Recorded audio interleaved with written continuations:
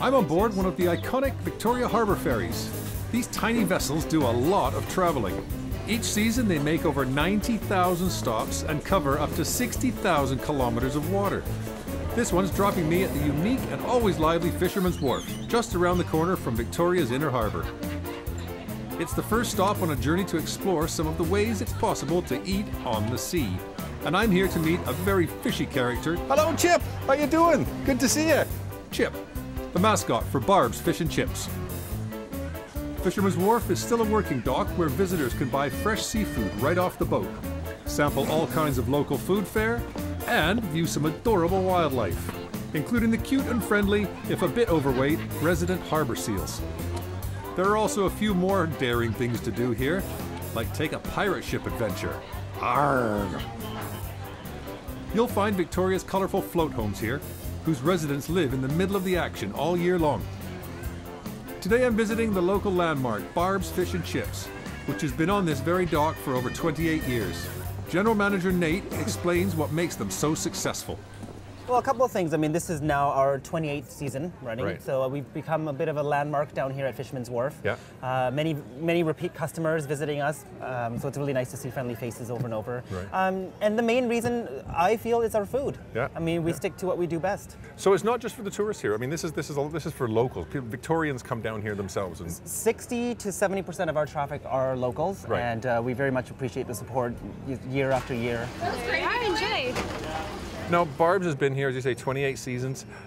You go through vast quantities of food, don't you? Just give us some numbers of what kind of amounts of food you go through down here. Just to give you some rough numbers. I mean, we produce our own tartar sauce. Right. And we are handing out anywhere between 800 to 1,200 portions of 4-ounce portions of tartar sauce per day.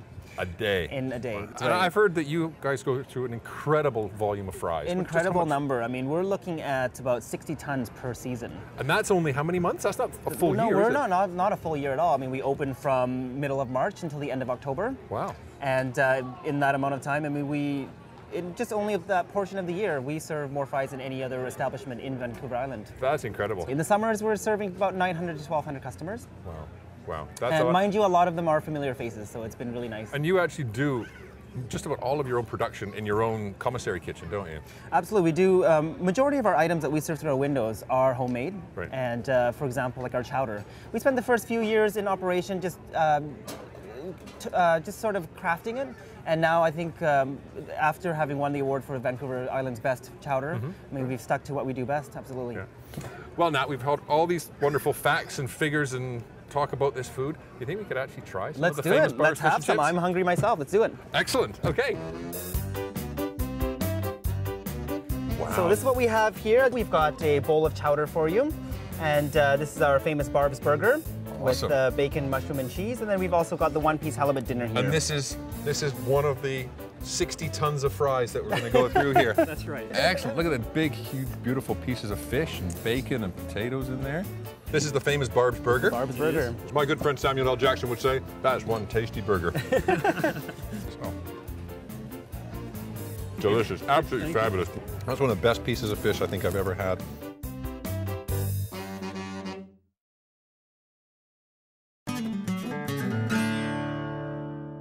Down here at Sushi on the Sea, I call it sushi showbiz, because I'm an old disc jockey and media guy, and I like to play with people. So we sport with them. So I start out as the captain. Sometimes restaurants can still surprise me. Not just the food, but also the experience. I'm at Sushi on the Sea in Souk, a restaurant aboard an 80-foot ship called the Rolano. It's a genuine Japanese jacket from 1920s or 30s, so it's years old. Captain Ralph is not only the ship's captain, he's also the server here. So I switch into this after the appetizers. I wear this one through most of the meal. And then, at the end, this comes from Frederique at the Souk Harbor House. She gave me this.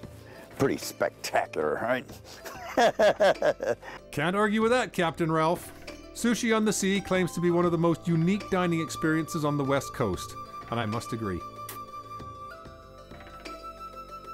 Each weekend, parties of up to 10 dine on fresh seafood right in the galley of the Rolano, while Captain Ralph serves and entertains them. Kazi, which means leave it. Carrie Osselton enjoys making unique and unexpected creations, like this sushi cake. I'm meeting with her in the galley to roll some sushi. So what have we got here? I mean, obviously we're right on the water, so fish is obviously not an issue. Well, like every other restaurant, we have to purchase ours from a distributor. Yeah. We can't just throw in our traps, unfortunately. So we try and get all of our products as local as we can within Vancouver Island or BC. So you're going to give me a little lesson here on I am. how to properly roll sushi?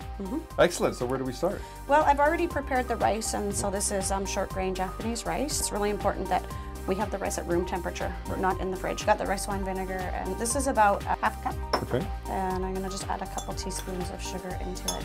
And a little bit of oil that just separates the rice so it's not overly sticky. Okay. Now this rice is still a bit warm, and we like to do it that way. And just mix it all up. And it's really important not to crush the rice. The grain should be intact, shouldn't they? Yes, we want it to stay whole. So then this is the nori. Okay. There are two sides. Yeah. A shiny side and a dull side. and a dull side. And we always put the rice on the dull side because it actually sticks to the nori. We'll just do a quick California roll. I taught my 7-year-old niece how to do sushi. Yeah. And we had a little story about making a bed. And so what I told her was you take your ingredients and put it in the center of the bed. And some avocados. So then basically I just take the corners and we're tucking you into your bed. Okay. And you just roll. It's as easy as that. It's as easy as Easy that. as that. Yeah. Absolutely. After our first sushi roll was put to bed, the rest was easy. And Carrie showed me a variety of both vegetarian and smoked fish rolls.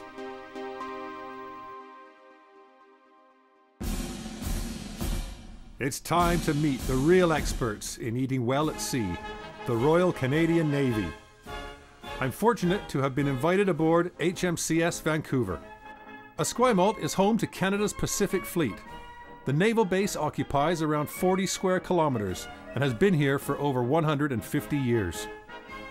HMCS Vancouver is one of the many ships based here. I'm being shown around by Lieutenant Danny Heroux. So this is the main deck? It's called Top Part. Top part? Launched in 1989, the Vancouver is a Halifax-class frigate and has been involved in recent operations in the Middle East, as well as closer to home in the Pacific. So how many of this class of ship are there? There's 12 in Canada, there's 5 on the West Coast and 7 on the East Coast. Okay. And they all have they're the Halifax class, so that's the first vessel, 330. And they all have name after a major city in Canada. Right, right. Before going below decks, I get to try one naval tradition, with a little help from leading seaman Marcy Put all your Reinhold. fingers down and then. It's a good try. Something like that? It's a good start. I'll try one more. Perfect. There you go. There we go. You So got everybody it. comes running. Everybody will listen to what I have to say, whether it's wake up in the morning. I or... need one of those for my classroom. Inside the ship, you quickly realize this is a warship. You need to be pretty fit just to get around. The ship has a crew of over 200 and can be at sea for months at a time, so keeping everyone fed is a major operation. So, this is the galley of the HMCS Vancouver. This is galley. This is where all the action happens. Do you want to give us a Right show here. around? I understand there's a few little things you have to deal with on a daily basis. For sure, for sure. This is our main steam line that we feed all our troops from. So everybody comes through here. Everything comes through here. Basically, it's the start of the day. This is our breakfast grill. Okay. Right here we have basically our ready-use fridges, and then dry stores Pantry, and pantry. Okay. Most of our rations that we do keep on board are all on fourth deck. Oh, okay. So you Right. keep, this is just what Yeah, you we need have as huge. needed. We have huge fridges. We have like a vegetable fridge, a meat freezer, dairy, bread, all of the commodities, and it's all But everything broken is up. prepared in this space here. But everything is prepared here. Okay. Right? Okay. Was there food available to the crew all the time? If they got 24 snacks and hours while everything we're at available? sea. Right. Yeah, yeah. And then the Navy, it's the Navy tradition. We don't call it dessert. We call it duff. Duff. Yeah. And armored duff is canned fruit. I understand you're going to do a little salmon dish for us today? Yeah, we sure are. Cool. Let's go have a look. Cheers. Yeah, what we're going to do today is we're going to take a fresh fillet of salmon, and we're going to stuff it with a spinach scallop mousse. Okay. And how I've prepared the mousse is I've blanched off the spinach. Right. Then I've taken the scallops, the spinach, egg whites, and the heavy cream, put it in a food processor, Okay. and whipped it up until it's a fine mousse. Okay. So first of all, we take our fillet of salmon. I'm going to cut it at an angle on the bias. So I have to ask a question. Are you a cook or a sailor, first and foremost? Well, we have to be sailors first. This can be a very dangerous environment. Right. We all have to be naval firefighters. We have to go all through the firefighting trainer. We also have to know how to do sea survival. And then we also have to have our weapons training and also our first aid, because cooks and stewards and stuff like that are what we call casualty clearers. So if we ever get into a battle, we have to go get all the casualties, bring them into our designated hospital spots, and take care of them. You take multitasking to a whole new level, don't you? You have to. You have to. So now I'm taking this mousse and I'm slowly piping it. So then I'm going to take the salmon, put it in the pan, and I'm going to bake it for about 15 minutes. Okay. How does the motion affect what you do? Well, a lot of times you can rate the nicest menu as you want, but if the galley's flying around, actually, there's only so much things that you're going to do. I guess you have to think on your feet and adapt. Pretty much. Like if you're going to have prime rib, let's say, you don't want to cook, let's say, Yorkshire pudding. Yeah. Right? Because it's hot, fat, and batter all everywhere and stuff like that. I've had some doozies of mess where chili would come flying out of the oven and flop on the deck, and that's like volcano, and you have kidney beans everywhere. So you've got to be able to sort of think fast, step back, and get out of it. And again, it's all learned behavior of being in the environment. Right. As you say, sailor first, cook second. Yeah. And also, after you start sailing, we call them our sea legs, but you can feel the motion of the ship. Right. So you have a kind of a rhythm that you kind of know what the ship's going to do. Right. That really is a beautiful looking plate, Dean. I got to say, I'm very, very impressed. Thank you. There we go. Beautiful.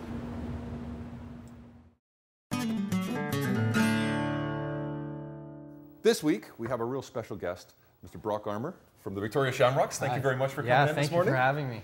Excellent, excellent. Now, lacrosse is quite a powerful game, isn't it? It is, yeah. A lot of contact and a lot of fast pace up and down the floor. So you need to have lots of energy and lots of good food to keep you going? Yeah, you do. Most of us try to eat well. Excellent, excellent. Okay, so we're going to do a little twist on sushi here. And we've got some nori, which is dried seaweed that's been pressed into a nice flat sheet. And normally we would put our sushi rice on there, roll it up, and bada bing, bada boom, you got sushi. In this case, we're going to do a little bit of fresh salmon fillet. So no rice in this dish. We're going to do a little bit of a Japanese slaw to go with it. What we're going to do is just brush the nori with a little bit of water just to make it flexible so it'll bend. You don't have to put too much on, just a real light brush of water there. And you can see how very quickly it starts to sort of curl up and become bendy. So we're just going to take our piece of salmon, a little bit of pepper. So you don't want to put too much salt on because, of course, the seaweed is naturally salty. And then you're just going to take your piece of salmon there, and you just want to kind of fold it, into a nice tight piece. Perfect. Okay. And then we're just going to take the sides over, fold them up, and then just roll it on itself. And of course, what will happen now is that extra moisture in the salmon will continue to moisten off that seaweed. It's like I've done it before. Ta-da! He's a pro. He's a pro. Okay, so we're just going to put that to one side for a minute. So tell me a little bit about lacrosse before we get. It's a pretty interesting sport. It has a lot of aspects of basketball and with the picks and rolls and things like that to get to the net. And it's interesting because it's played in an ice rink without the ice. So, right. It's a lot of pounding on the concrete and everything like that, but it's an exciting sport. And of course, its history goes back. It was actually an indigenous sport to Canada. It wasn't the First Nations people. It was, yeah. It was a battle, wasn't it? Pretty much, yeah. And it actually expanded over a long territory of land, and yeah, it just kind of has molded its way into the more modern game. Right. And of course, very, very fast and and we're seeing a lot of younger lacrosse players coming through. Yeah, it's actually one of the fastest growing sports out there right now. And, really? Yeah, the youth is picking up. It's good for younger kids because there's a lot of action. There's not a lot of standing around, so it's good to keep the kids entertained. Yeah, yeah. Okay, well, we're going to carry on here while our salmon's doing our thing. We're going to make a little Japanese slaw. And this is sort of a homage back to the coleslaw that we saw at Barb's Fish and Chips, which is they make by the ton. We're not going to make quite that much. So I'm going to take half, and I'll give you half. Perfect. And all we need to do is just, you've got a knife in front of you there. Easiest way, I just like to slice it in half once again. That just keeps the strips nice and thin. And then just turn it over and just slice it into thin strips. And if you just leave the tip of the knife on the board, just let the back rise and fall, it'll give you a nice fine julienne real quick. So what is it about lacrosse that really sort of gets you going? You obviously love the sport. And you know, it's a very unique sport, and it involves a lot of aspects. You know, you have to be athletic, and you know, your hand-eye coordination. So there's just, I think I just like the part that, you know, there's a lot that goes into it. Right. Okay, so next thing we got a piece of fennel here, which is going to give us a nice little sort of anise flavor. So same kind of thing. We're going to cut that in half. And then exactly the same. We just slice this as thin as you can possibly make it. So really sort of try and get paper thin slices when you, as I say, if you drop that, keep the tip of the knife on the ground. Yeah. Just use the very back. And if you just put the knife against your knuckle there, your knuckle will sort of support it. Okay. And then you can just, as I say, just drop that blade down, and you can just move your finger back. Oh, that's easier. And all of a sudden you get those nice paper thin strips.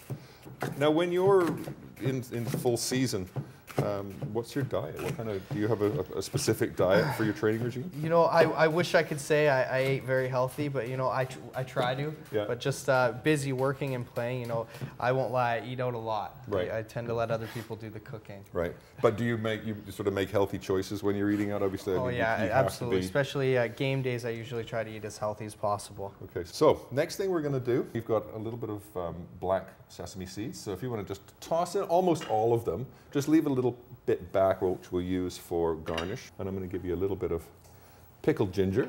So as you can see, we're using some of the components that we see in sushi. Okay, we've got our pink ginger, and we're going to do the same sort of thing as we've done before. We just want to slice this up nice and thin. You can kind of just bunch it up and do the same. Just drop that back of the knife down nice and thin. This gives us a little bit of color, a little bit of sweetness, that little ginger flavor. Yeah. Excellent. So we're going to carry on here. So I'm going to give you the salt. If you want to put about half that salt in. Now this does take a fair amount of salt because the salt will actually draw out the moisture from the vegetables. And I'm going to give it the shot of pepper here. And then this is not a mayonnaise-based coleslaw. This is a sort of a vinaigrette base. So we've got a little bit of white wine vinegar, which I'll give you that one. That's about 2 tablespoons. And I've got about a tablespoon of sesame oil. Okay. So we're just going to pour that in there, and you can pour all of that white wine vinegar in there. And after that, there we go. I'm going to let you do the honors. And just basically toss that really well, combine all the ingredients. That's excellent. That's great. So this is our slaw done. So we're just going to put that to one side. We're going to do a little bit of a tidy down because we're just about ready to cook our salmon here. The bottom of the nori is nice and moist. You can see the moisture coming through because we're not going to turn that over. So I'm going to just slip one on there. And I've got the heat relatively low, and I'll let you do the other one there. Okay. And that's it. And that won't take long. Again, the last thing you want to do with salmon, or any fish for that matter, is overcook it. So this is probably going to take about 3 minutes on one side, maybe 3 or 4 minutes on the other side. And we want the center to be still nice and moist and juicy. Yours looks fabulous. You know, I'm newly living on my own, and this is definitely going to be put into the repertoire. Well, I hope you do try it, because again, it's one of those things. I mean, you could do half a dozen of these up in advance if you wanted to. You could throw them in the freezer. I expect you to have a team invitation going on. You hear this? Brock's house for dinner tomorrow night. Everybody be there. It usually happens that way at the lake anyways. So, well, go ahead. I'll let you start. We'll do a little start here, and this. Look at how juicy the salmon is. Again, it takes very little time to cook. A little bit of that slaw. Can I go ahead? Absolutely. It is really tasty. Beautiful job. Nicely done, sir. Thank you. One more bite. One more bite. Brock, thank you so much for coming. It's been a pleasure meeting you. Thank you for having me. And those are some of the flavors of Victoria. If you want to be really cool, check out all the great local recipes from Season 1 and 2 of Flavours, available now at a bookstore near you. Or visit flavorsofthewestcoast.net for a full listing. Here at Vis-a-Vis Wine and Charcuterie Bar, we offer the Phillips Electric Unicorn IPA. And this would be my recommendation for the salmon with nori and Japanese slaw. The reason being is the coriander and the orange peel in the beer would be a really nice accent towards the Japanese slaw, as well as the fact that it is a wheat beer, which definitely leaves your palate nice and clean and fresh when you are eating seafood. So at Vis-a-Vis, the Phillips Electric Unicorn IPA is part of our large bottle format for our 5-mile beer diet.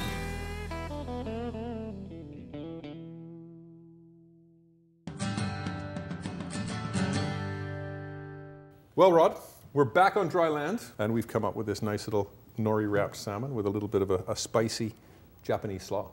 Yeah. Again, some interesting things to work with. It is. With this dish having so many international influences to it, I thought I'd bring out international wines. From Australia to Tuscany and then to the Okanagan. So around the world in 3 wines. Exactly, exactly. Now, this is the first one we're going to try is the Gabbiano Pinot Grigio. Now, Gabbiano has been in Tuscany and making Pinot Grigio for some time now.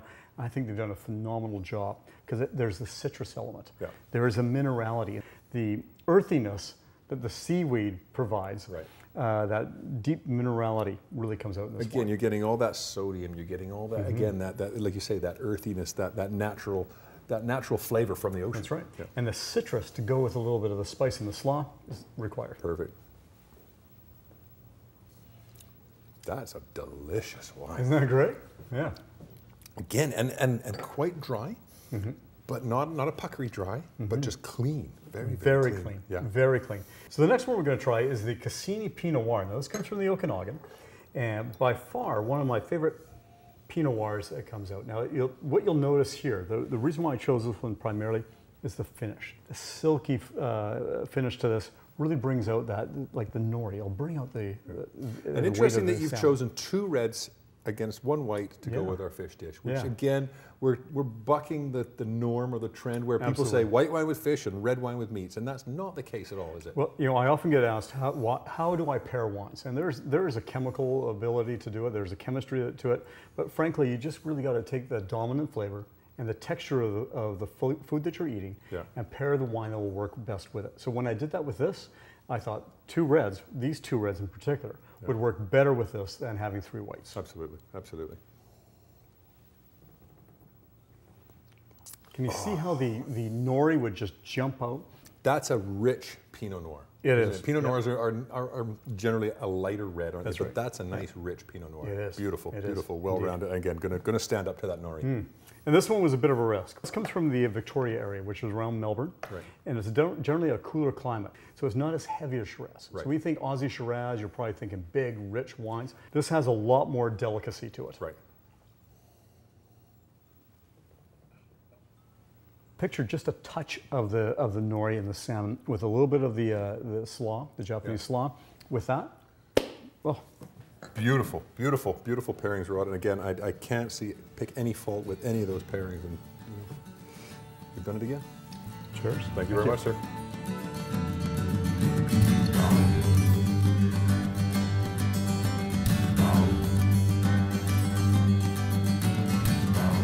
Flavours of the West Coast is made possible by the generous contributions of the Victoria Pub Company, Country Grocer, and Fortis BC.